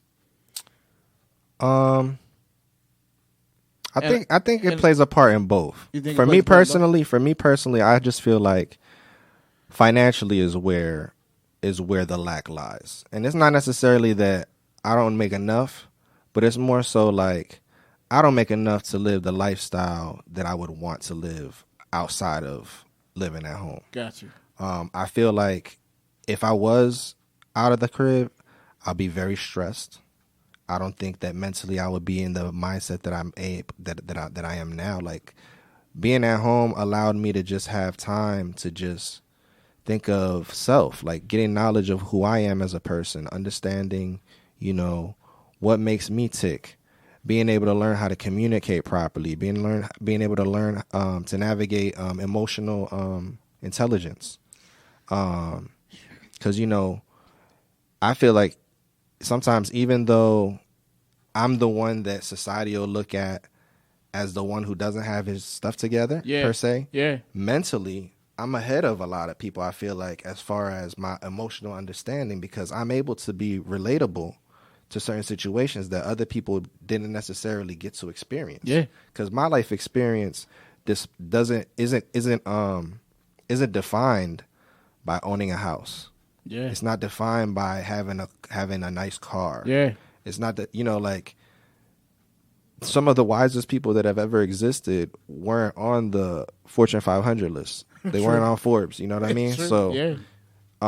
I just feel like, when it comes to life and understanding, social media plays a big part in people's understanding of what success looks like. Yeah, very much so. Very much so. The system of having to go to school from, age like 4 until 21, 22. Yeah. That standard of doing it Yeah. creates a false illusion for now you have all these kids getting out of college in crazy debt that's enough to pretty much be a house down payment. It's able to be, No, bro. You said and then it's house like down payment. No, bro. That's you buying houses. For the whole house. Yeah, you buying houses. You probably buying multiple houses. Yeah, you probably Depending on where you went to school, because if you went to Harvard, that's like $300,000. You know what I'm saying? You could have bought a whole city block in North Philly, and have generational income coming in for the future. So, it's really just people's perspectives, and that's why sometimes when I do have conversations, like you said, it's better to keep things to yourself sometimes. Like I don't like to tell everybody my future goals and my future dreams sometimes, because as soon as you let somebody in, that's an opportunity for somebody to just dim your light. And if I'm gonna have people telling me that the things that I'm doing that are making me feel mentally in a good place, that I feel like I'm saying I'm able to talk to anybody no matter where they like whatever background that they exist in. Yeah. That's all based on the situation that I, decided to put myself in. Because if I really wanted to, I can go get a stressful job, making 6 figures, live on my own, and do those things. But it's like, is that what I really want to do with my life? Yeah, that's true. Because I love doing what I do. Would I like to get paid more? Sure. Who doesn't want to get paid more for what they do? But when you love what you're doing, is it really working? Yeah. You know what I mean? So it's all just a matter of me just trying to put the pieces together. And because I'm still single with no kids, and I don't have those situations that necessarily would cause me to want to just expand myself without pulling myself apart in a way, because I feel like that's really the hard part of everything at the end of the day. It's like, when do you lose yourself because of what you're doing situationally? It's like, am I in a stagnant point mentally? Because I'm living at home, is that really stopping me from reaching my next goals? No, because now actually should be an advantage. I feel like now I have time to meditate. Yeah. I'm working out. Yeah. I'm trying to eat healthy. I get to read books. Because, dude, if I didn't have, like, if I had all these extra bills to take care of, I wouldn't have time to do half of the things that I enjoy. Tell them, Ty. That are making me, that are making me, love this whole living situation. Like, this, just being and existing, being a human being. That's real. I mean, B, what was you going to say about it? So I want to say, like, I do have, like, on a both aspect of, I'm eager to move out, and it's not because, like, I'm over it. No, I mean, like, I'm eager to have those critical moments where I'm like, oh, my bills. Not because I want to put myself in a situation. It's because I know I need to be, like, it's going to have to happen. Yeah. It has to happen. Because you're never going to be able to prepare for everything. You can't prepare for all the worst things. All I can do is just take what I've learned from my parents, what I've learned from my own personal experiences, and just all the things of being able to stay at home and do. Mentally, like, I'm prepared for it. Yeah. And I'm ready for it. Yeah. It has nothing to do with my parents, because I'm not gonna lie, I'm gonna be sad. Because I am a mama's girl and a daddy's girl. So I will be sad, but, like, I do know that when I'm ready, they know I won't do an irrational move out. Because they would worry about me, and I want to feel good about that. I would never irrationally just move out just because. But I know that I also am an adult. I'm going to be 39 this year, and that's just it makes you feel some kind of way. Mentally, I feel like I'm 25. Yeah. But that's what you should. You should feel that way. You should look that way. You should the way you wake up and smell the air should be like that. But age is just determines on. Oh, I'm 38, so now I'm supposed to have kids. I'm supposed to have a car. Well, my and sister a house. wasn't 30. She was 34 when they finally they bought a house. Her and her boyfriend. Well, before she got married, he's older than her. Yeah. So he was, I think, 38, 39 or whatever. He was, to help taking care of his parents. Yeah. He, so it had nothing to do with money with him or not wanting to move out. He also, too, was, her husband was like, what would be the sense? Like, why don't we just save and buy a house? And buy a house, yeah. I mean, my brother and his wife, they wanted to get married. They got the house, and then they have 2 beautiful girls, but they aren't able to do the things that they want to do. But again, is it the life that they wanted? They know that. Yeah. So, I mean, everybody's got their own purposes. I also know, too, just being, at home, being single, no kids. On the aspect of the Instagram, everybody's so judgmental, oh, you're living at home with your parents, and you're going here, there, and everywhere. And it's very annoying. And it's also my dad always said, if you have the time and opportunity and you want to go here or there, they know I'm responsible of when I want to go out and do something. If I want to fly to Miami. But I also, too, feel like I got to explain, myself, in terms of I'm not taking advantage of them. I'm not taking advantage of just, they don't ask me for anything. I'm going to tell you some realness. So that though. is. I'm going to tell you some realness. No, I am taking advantage of it, right? People want to be like, you shouldn't take advantage of it. No, I am taking advantage of it because if I don't take advantage of it, I'm going to be like you are and broke with rent and all this other stuff. No, I'm taking advantage of it. There's nothing wrong with that. Yeah, there's nothing wrong with that at all. Because end of the day, your parents want to give you the advantage anyway. They wanted to give you the advantages that they didn't have. So it's funny that you say that because I feel like whenever people talk about taking advantage of something, it gets a negative connotation. It does, and it shouldn't. And it shouldn't because it's the reality of the situation is, if you got a job, if you had a job and your job is we're going to pay you $60,000, $80,000 a year, and you don't take advantage of that, you're stupid, right? Yeah, more or less, it was more I'm not going out every single night or every weekend. I'm doing whatever I want, being, it looks like I'm being reckless. I mean, it can look like I don't care what people say, but it is always. You're respectful. I'm very respectful, and so that's different. People though. do have they're always in my business, or someone's oh, well, you're out doing this, and I'm just oh, you know what? Yeah, no, I mean, hiding my stories from you now. But see, that's blocked. That's what social media does. Because here's the thing about social media too: you can see it, but you can look at a whole bunch of people's pages. You don't know whether they live with their parents or they don't. You don't have a clue. Yeah. They're not going to show that to you. They're not going to be like, oh, you know what? Let me Instagram my rent check right now so I can show you I paid my rent this month. They're not doing that. I mean, some people also they have it is their own place, but maybe because they're their parent is living there or their mom or their dad, the situation could be a situation where they want it to them to live with them, and that could be another problem for them in terms of dating. That is their own place. That is their own house. See, but they had their mom move in because there's a problem. I was going to hit you with that in the next segment, talking about. I was talking about adults living with parents, right? Right. I didn't necessarily say the title was not. I'm an adult and I live with my parents. I said adults living with parents because it could be flipped the other way around too. You could be a whole adult, independent, everything. All of a sudden, your mom or dad gets sick, or your auntie or your uncle you love very much gets sick. You can be like, come live with me. Yeah. Right? Yeah, that's what we got going on at home right now. My grandmother was independent her whole life.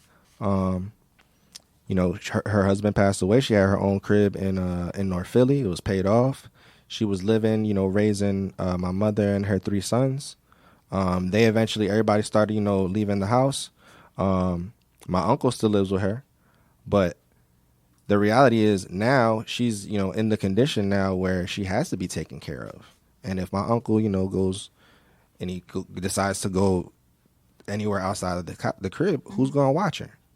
So now she's been living with us, the last couple of years, and she's kind of in a position now where she wants to be independent on her own too, and she wants to go back home. She's like, oh, why am I living with my daughter? Why am I living with the family? And it's, it's crazy because it's we have the best intentions of just, making sure that she has a good quality of life. Yeah. To try to make sure that she's taken care of. Right. But it's that pride within, that other community. Yeah. they're just like, oh, but I've always been by myself, and and nobody, and that pride has no real age gap. No, because it's like once you have that independence and you've had that, as an adult, and you've been the one that's been taking care of your kids, it's like when the tables turn, sometimes that becomes like almost I don't want to say that, like, sometimes you get vindictive mentally. Yeah. But it's almost like you be kind of like mean sometimes. Yeah. And you don't even realize that you're hurting the people who are trying to love you and take care of you. My grandmother was a prime example of that, bro. I mean, she nasty attitude, nasty. You knew she loved you, but just a nasty attitude. And you just like... My grandma's a sweetheart, though. I used to wonder, like, I wonder, is grandma just mad about life? Is she mad about it that she can't do the things that she wants to anymore? Yeah. Is she mad about, like, the money that she used to make, she's not making the same anymore? You know what I mean? Like, you start wondering, like, why she always snapping? But then, when I guess when we get older and we get to the age that they are, we start to understand, like, yeah, all those things I used to have, I don't have no more. It's going to be frustrating. I'm going to be completely different. I'm not going to be the same person. You know what I mean? I'm gonna be now. I'm stuck on my fixed income. I only can go this amount of time. Somebody has to get up and drive me somewhere where I used to drive myself all the time. You know what I mean? So now it's completely different. So, like, yeah, I completely understand that frustration. I understand that bitterness at the same time. So, like, if you got a grandma out there and she living with y'all and y'all wondering why she mad all the time, just ask her. Probably something was taken away from her that she didn't think was gonna be taken away, and it probably was taken away too soon. So, and Pop-Pop too, because Pop-Pop be having attitudes. He be probably snapping when he shouldn't be snapping, but it is what it is, So, yeah, that's all I got to say about that one. My bad, Beth. What you going to say? No, my mom's mom, when I was younger, she could not live by herself. And my mom refused to put her in a home. She moved in with us. But my grandmom, she just felt like she was a burden on us because my mom is... 33, 3 kids, and, has a husband that she's dealing with. And, it's a very small house in Kensington. So my grandma was sleeping in the bed with me in the bunk bed down on the bottom, which was cool, Because grandma was sleeping with you, right? Yeah. Right. So I mean, like, but my grandma, she just, she told my mom, she's like, I don't want to be this burden. My mom refused to listen to her, but she was like, it's not about being, she didn't want to do that to my mom, put more stress on her because she knows what it's like. She had raised 5 kids. Yeah. So even my dad's mom, when she lost her husband, she also started to live with my aunt, my dad's sister. And that was tough for my grandma because she's used to doing her thing. And then when, so you can't knock a person. If people are immediately ready to judge, then you know what kind of person you're dealing with. Yeah. And at that point, it's enough said. Enough said. Because if they're not going to be judgmental, even like, say, if, a conversation was brought up in terms of, where do you live or whatever, or if they want to come over, you're going to have to strike that conversation and explain, like, in terms of, like, if they have to know who you are, then it shouldn't be a problem, right? So if you're going to explain, like, your reasoning, like you're at home, and then obviously, like, I'm the type of person where I go, I got to explain myself because this is going to not sound right, like, and not that I care, but I'm just more of like, I got to give you a bigger picture of what's happening here. Completely. And if, a lot of times these guys, they're not really good, they're not judging me. And I think because they probably dealt with their own scenarios. And if people dealt with their own scenarios, they get it. Completely. Even if they're not in that position anymore. Completely. They get it. No, they still get it. No, if you've never had the experience, this is my thing for people. Like, and we're going to take a quick break after I say this. So, if you've never had the experience of living by yourself and then having to move back, and then you judge someone else about it, like, you shouldn't even be part of a conversation. Because if you've never had that experience before, it is a very humbling experience. It makes you question your worth. It makes you question where you're going in life. It makes you question all the decisions you made before you got there. It makes you question all of that. So, I always understand when people's like, I still live with my parents. Like, yo, I get it completely. I get it. If my mom was still alive, I'd be like, yo, let's make it happen. You know what I mean? Like, let's save some money. Because end of the day, for me, I would have preferred to have that experience. You know what I mean? That's why when people come up to me and tell me all the time, I'll be like, yeah, so what? So what, you live with your parents? And, You know, it's people. I know people that are 60 still living with their parents. Ty, am I wrong? No. You know, people that are 50 still living with their parents. It shouldn't have an age limit on how long you should live with your parents if your family dynamic is working. You know what I mean? If that's how it works for you, that's how it works for you. And you know, everybody say don't judge. People always gonna judge you. But they'll never understand you. You know what I mean? That's, for me, that's the biggest thing. If you don't understand, shut up. Just don't have an opinion. If you don't understand it, don't have an opinion. People aren't lazy. People aren't freeloaders. People aren't trying to take advantage of their parents. Now, some are. I'm not gonna say that. I'm not gonna say this is across the board. Everybody. Some are, but people aren't trying to do that. You know, majority wise, they're not doing that. People just trying to make it and survive out here. That's all it is. We gotta survive.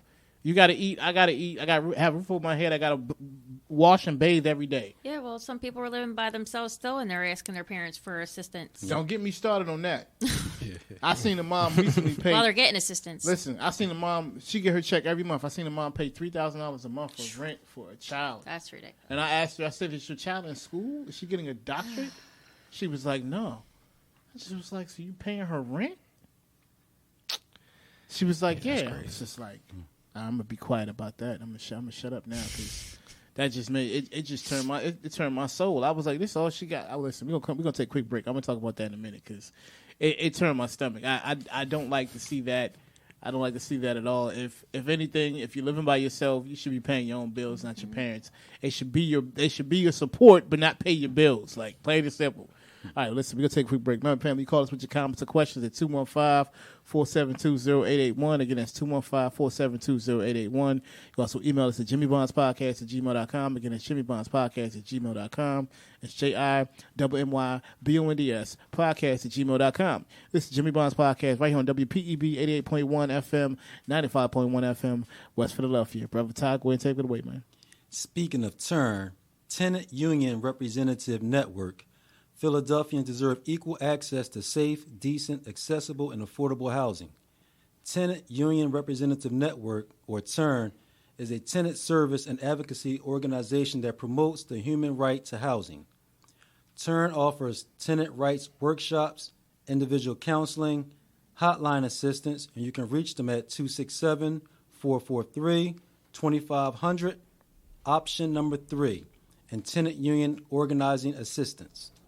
Counseling services are free of charge. There are no income restrictions for counseling. More information can be found about the Tenant Union Representative Network services at rturn.net. That's rturn.net. This has been a public service announcement from WPEB, West Philadelphia's community educational station. Hey, this is Michael from Abu Dhabi. Listen to Jimmy Bond's Podcast on Illadelphia Radio. That's right, fam. Welcome back to Jimmy Bond's Podcast right here on WPEB Radio, 88.1 FM, 95.1 FM, West Philadelphia. We're discussing adults living with parents, and the first segment we talked about what it was like to kind of navigate that in a relationship, when you're dating, if you're single, how that whole thing goes down. Second segment, we were talking more about how financially it's more conducive to live with your parents nowadays because the cost of living is so expensive, and just the way of life is so much more expensive than what it ever has been.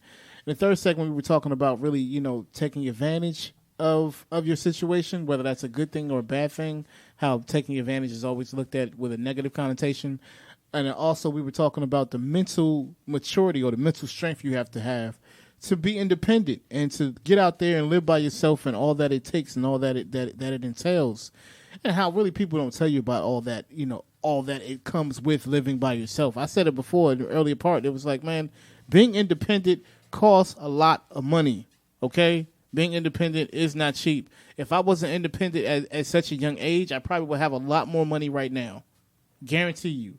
I probably would be a lot further ahead had I not had to be thrown to the wolves. That happens. It happens in people's lives. I didn't have a choice. I had to do that. I had to find a way to make a way for myself. That's what I did at a young age. So I had to grow up too fast. I feel like if maybe I stayed with my mom for a little bit longer or stayed with my grandparents a little bit longer, maybe I would have had a different way of thinking or a different way of going about it. But I didn't. So for me, it was different. You know, for Ty, yeah, it was different for you too. Yeah. You know what I'm saying? What was it like for you? Well, for me, you know, single mom, my father had passed away when I was 13. So for me, I was like the man of the house. Basically, growing up, I was like the man of the house. But I had to get out there and work because my mom kind of leaned on me, financially. Exactly. At a young age, she leaned on me. Exactly. So my thing was work, just take care of the family. And it's always been like that. And the issue that I run into now is that my daughter, she moved out to California. Her rent is $1,800 a month, And when she's struggling, it's hard for me to really help her out. Yeah.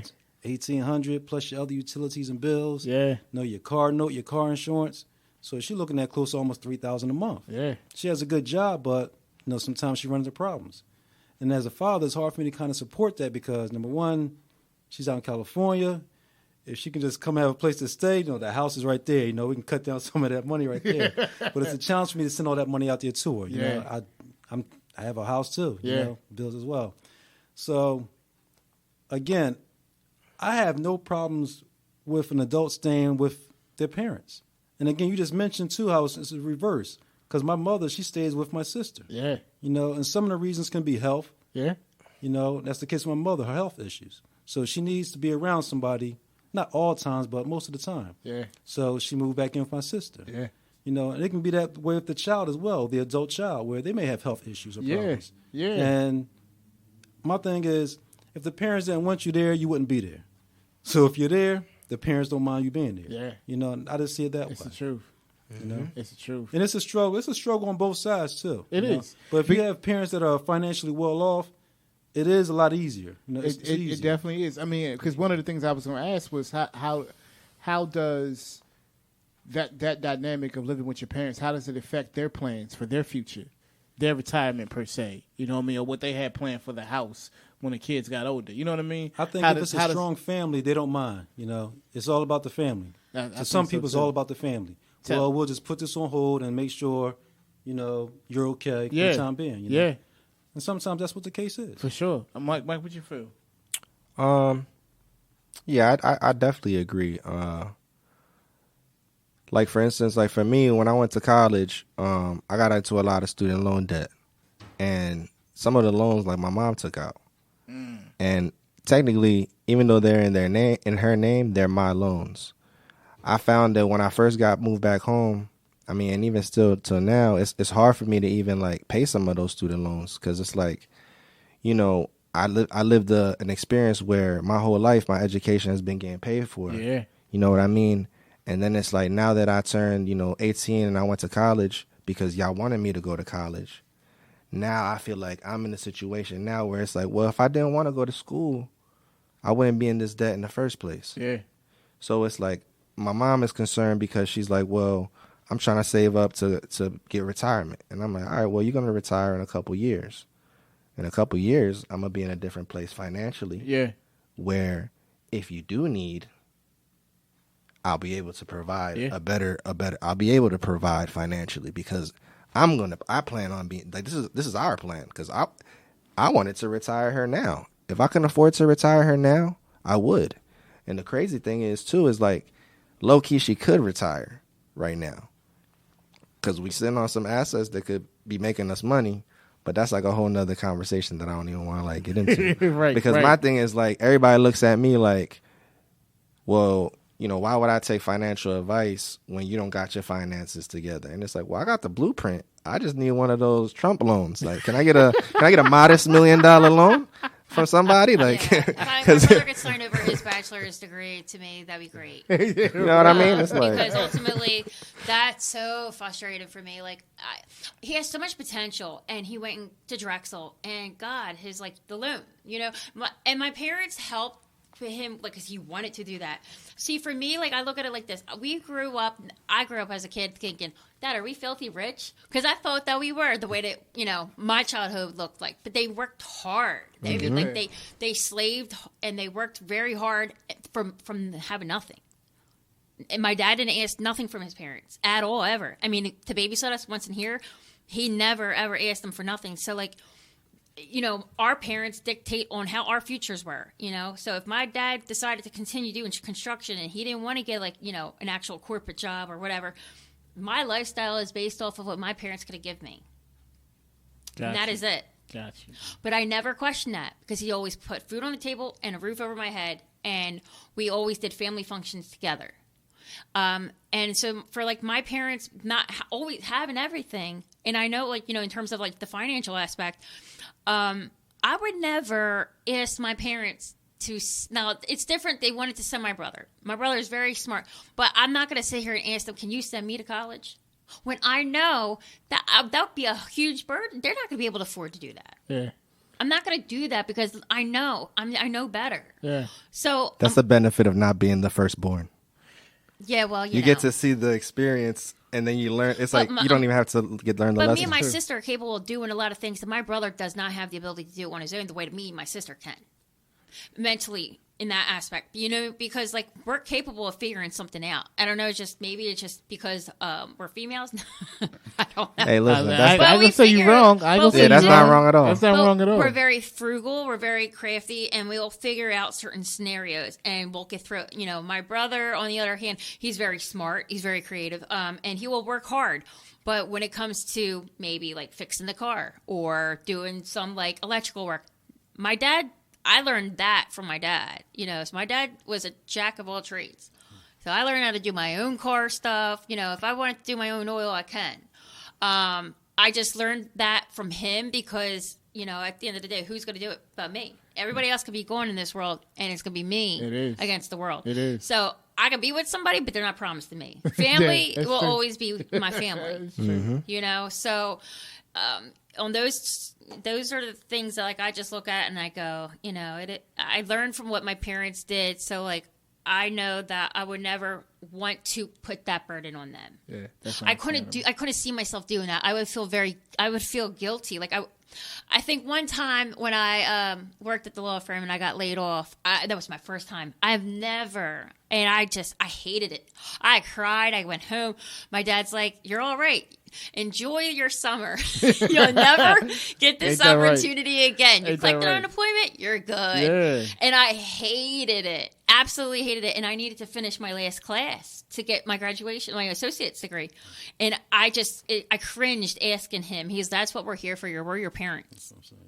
And I cringed to just do that to them. And I get it. Yeah. You know, like they are my parents. So it's like there's a time in need when you all come together. Yeah, for sure. I think honestly that's a blessing because, you know, because of your experience and because of, you know, what you've been able to have as their child and what they provided for you, that puts you in a different perspective for like if and when you start your own family. You know what I mean? Like what I'm gonna do for my kids, like right now, you know, my dad could say whatever he wants as far as like, you know, like, oh man, you just like lazy or whatever. If he has that opinion, you know what I mean? Like secretly he might have it and he might not necessarily say it, but I don't think he does. But nonetheless, I feel like he knows that once I'm motivated and I do have something to like want to do more for, I feel like I'm just gonna be such a dope dad one day. Like, and it's all gonna be thanks to, you know, the fact that my mom and my dad were the way that they were with me. Yeah. And I think that's the greatest gift that, you know, any parent could really do for their kids is to just ensure that they're providing them, you know, a life that was better than theirs. I mean, that way they can pass it forward. Right. I mean, people don't understand stability is key. If you don't have stability, you will be a wreck. If you don't have that foundation of a family and a place and a house, you will be a wreck. So I don't care what nobody says about you got to go out and get your own. Like I said, for me, I was forced to get my own. I had to go out there and do it. I didn't have a family house. I didn't have places I can just go and be like, I'm good, I'm cool. Like, no, I don't have that situation. So because of that, you grow up too fast, you miss certain aspects, and then your whole basis is kind of in fear. Because you know for a fact that at any given point, any given day, this could be taken away. Mm-hmm. So when you have family that supports you like that, and that give you the love and the support that you need, whether it's a roof over your head, you know, cook meals at home, a way to save money, whatever you might have, like, please take advantage of that. It's like she said earlier, you know, she grew up and she didn't know that, you know, she thought that they were rich. Yeah. I think that's amazing because it's like, well, as a kid, you really don't know your circumstances. It's all about how, you know, your parents decide to just, you know, communicate with you, show you love, do things like that. Because as long as the bills are paid, you know, food's on the table. Listen, by getting that expensive gift for Christmas isn't going to like make or break you as when you become an adult. But a lot of times, those parents, that's what they save for. You know what I mean? It's like, you know what? I love my kid. And even though whatever, they're going to get that gift. Exactly. Well, I want to go on like with Ty. Like, I mean, like I actually had my own moments where I'm like, God forbid if I lost my dad or my mom. And now it's me. Survival mode. Like I'm already thinking about like, what do I got to do? Because that would be detrimental to either one, losing someone. Right. You don't even know where their state of mind is going to be at. And so it's not like it's a burden on your kid, but like I know that I would want to do whatever I could possibly do. And that's another thing that I always think about too, So I'm very fortunate. I still have two parents that are been married for 43 years, just passed June 27th or 28th. Amen to that. So that's real. I mean, they went through it though. Yeah. But that's just the way, like they were raised. You're not going to see eye to eye. And we're going to make this work. They were 18 or 19 when they had got, engaged. They were pregnant with my brother. So by the time they were 20, they bought a house. That's just what you did back then. Mm-hmm. That's the responsible thing to do. And that right there is tough on. So, I mean, are they at a place where they could retire? Yeah. But then ultimately it's just like they're tired. Are they going to go and do all the things people say, like when they retire? They wish they could have been able to retire at the age of, 40, 50 or something like that. Exactly. But that's not the way, their lifestyle was different. So if they're going to provide us the ability, like if I'm at home, that I know they want the best for me and whatever I want to do. And they know that I'm always on the right track. I always work hard. I'm very goal-oriented. I won't stop. I'm relentless. And there's just circumstances that just happen as a setback in my life. But it's a learning lesson in the making because I went through a lot, and I can say I would have never been able to deal with it 10, 20, 15 years ago. So, having my dad as like a bigger support and my mom as well too, I'm always grateful every single day. That's what I'm saying. Like for our shortcomings or the places that we might fall, having parents to support you is not against the law. You know what I'm saying? Like it's the foundation of America, for crying out loud. You know what I mean? It's how families are built. You want to be like, you're an American, go America. Our independence, we just finished July 4th and all.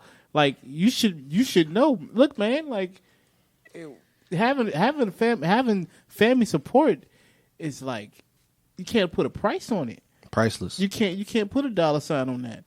You can't be like, oh man, I wish I had my parents here. And it's always, always refer to my mom because, she was very important to me, my only real parent.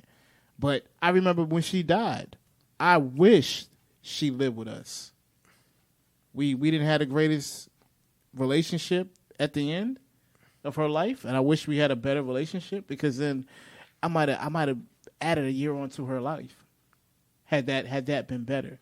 You know what I mean? Had I been like, yeah, come live with me, who knows where she would have been. She wouldn't have died by herself in the back of a lift by herself with none of her family around. You know what I mean? Like, so for me, when people say that, like, oh, adults living with parents, I don't care about relationships. I don't care about all that romantic stuff, all that Instagram stuff, that people podcasting about relationships. I don't care about none of that if your family ain't right. If your family's not right, who cares about a relationship? Oh yeah, facts. You know what I'm saying? Like, literally, who cares? I don't care who you sleeping with or none of that. If I don't have a solid family at home, what's the point? Listen, that's a lot of times. Sometimes that be the red flag that you have when you have a conversation with people, because they'll come at you like, "Oh, you live with your family." Meanwhile, they haven't talked to their mom in like 2 years. Period. And it's just like, what? How dare you? Yep. Low key, it's like, high key, it's like, how dare you have an opinion about what I'm doing when I could literally go to my house tonight, give my mom a hug, a kiss, give my dad a hug, a kiss. Yep. If they want a back rub, if they want to go for a bike ride, if they want to have a deep conversation, whatever the case may be, if they want to watch a movie and cry together, if they want me to cook with them, if they want me to do anything, I'm there. Yep. And I'm literally down the hall. Yep. You know what I'm saying? I'm not, And I mean, you know what I mean? It's just, Mike, you know how they say when you're a child, like when you have kids, you have kids, both of y'all hear this. Ty heard it too. When you have kids, they be like, it goes so fast, them growing up, right? You watch it, they be like, well, it goes so fast. It's the same thing when they're adults. It doesn't change. It's not like, oh, when they get adults, the time slows down. Like, no. Life when they still get life. adults, that time goes even faster because you see them less, right? Yeah. So in that aspect, that's even more cherishable because now they're developed human beings who you can actually have a sensible conversation with. And you can spare them and help them in a different way that you could when they were kids. Yeah, I mean, I wish my grandparents were alive because my grandpa was a World War II vet. I wish I would, not that he would want to talk, but I mean, I would love to have an adult conversation. When I was a kid, I didn't, play, go outside to snack. Exactly. Now it's like, damn, like I wish I could have had those moments and really had an adult conversation and just kind of like take what, he learned. Yep. Because they know they just lived, I'm gonna tell you a quick story.